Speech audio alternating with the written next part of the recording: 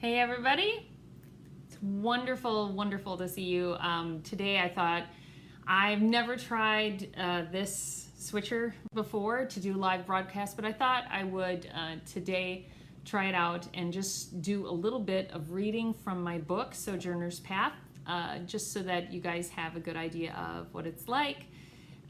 So I'm going to read the very beginning of the book, which is a really interesting and different way to start a book.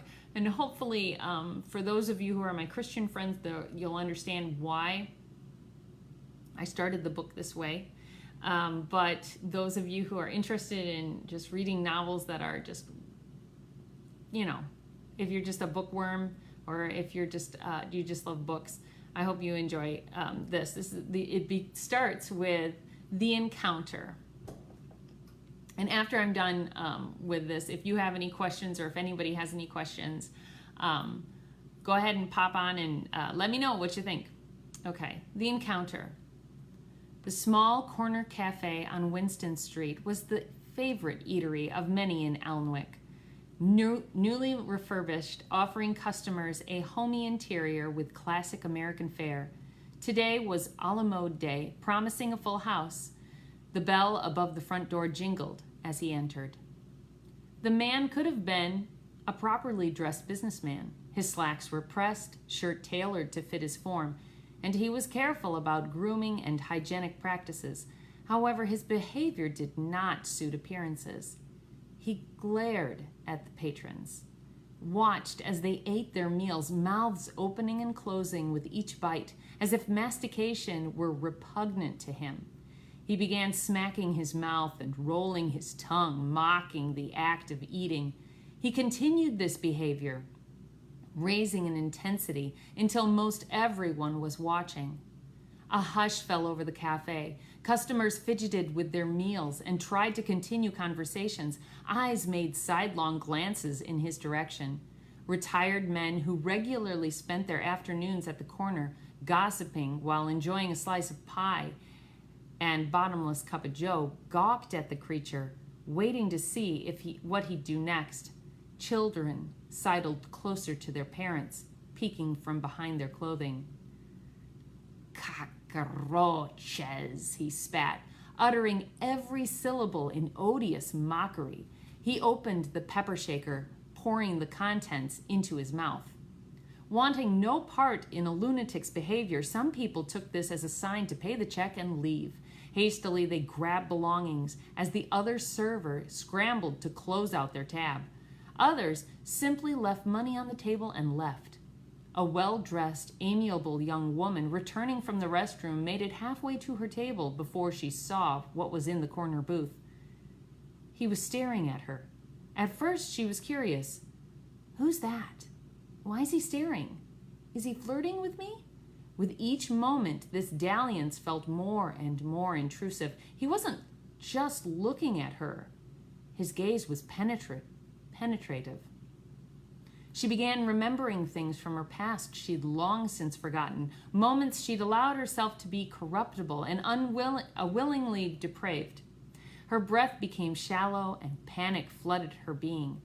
One after another, her mind was overrun with shameless memories, overwhelming, terrible thoughts. The thin, weathered server cautiously walked up to the disturbing man's table, breaking his concentration. The younger woman averted her eyes, stumbling to her seat in an effort to recover. He chupsed and disdainfully rolled his eyes as the server set down silverware and a glass of water. His presence made her skin prickle and mouth dry. In a barely audible voice, she asked, "What'll you have?" The man heaved a sigh, glared at her for a moment with hooded eyes. A split second later, he lurched forward, sitting more upright. She instantly recoiled, jumping back and nearly losing her footing on the Art Deco tile floor. Taking a more relaxed posture, he drummed his fingers atop the table. "Nothing you have." "Yes, sir." The server stayed facing him as she retreated, holding a round tray in front of her like a shield, instinctively knowing better than to turn her back on him. The hesitation and reserve in response to his countenance was titillating. He began puffing out his nose and smiling, amused by a private joke. "Watch carefully now." Instantly, he put 2 fingers inside of his mouth and pulled down his jaw, dislocating and disfiguring its features. Next, his eyes rolled back in his head as a mixture of mucus and ground pepper began pouring out of his nose, pooling on the table in a grotesque display. The horrified server's breath caught in her throat. She gaped, trying to scream, but nothing came out. Her feet finally overrode her response, causing her to flee to the kitchen. Many of the cafe patrons reacted by leaving as quickly as possible through the side and front entrances. Horrified screams, children in hysterics, broken dishes, bouncing silverware, thrown chairs, and shattering glassware cascaded throughout the restaurant. Those who remained seemed to have grown roots, unable to move or stop staring at the hideous sight despite the chaos consuming the establishment. He laughed mirthfully, now peering back at them through slated eyes, enjoying this game, his jaw wagging with only tendons and flesh holding it on. It jiggled unnaturally with every chuckle. Asinine simpletons. After 30 seconds of people staring and cringing, he heaved a large sigh. The fun was over, and now it was boring. The demon reset his jaw, wiped his face, slapped a 20 on the table, and walked out the front door onto the sidewalk as if nothing happened. He knew what all tethered to this plane of existence know. People crave to be special. They want talents, opportunities, uniqueness that helps them stand alone from others. They want a legacy, importance, a lasting impression on future generations, so no one will forget they existed.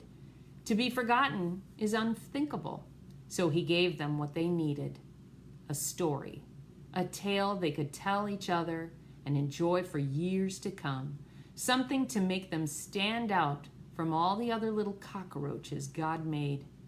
It was a gift. That is the beginning of Sojourner's Path, and that is the entrance of one of our main characters, or side characters, I'm not sure. Anyway, but I hope that you guys get the chance to read that. That's also available for you on my website, which is Amy Carrillo at weebly.weebly.com. And if you're interested in checking that out, please do. It's a fantastic, and then the rest of the first chapter number 1, I believe, is on there, so you can check that out. And I hope that you guys get the chance to join me again when I read another excerpt from the book. I hope to do that sometime next week. So otherwise, if there's any questions or anything anybody has, I'd love to answer them. Otherwise, I kind of did this spur of the moment, so really nobody knows about it. So when people start joining us more often and they have questions about the book, I'm just be happy to answer. So God bless you guys, and just looks like everybody's running around at work today, so that's fine. We'll talk to you another time. God bless.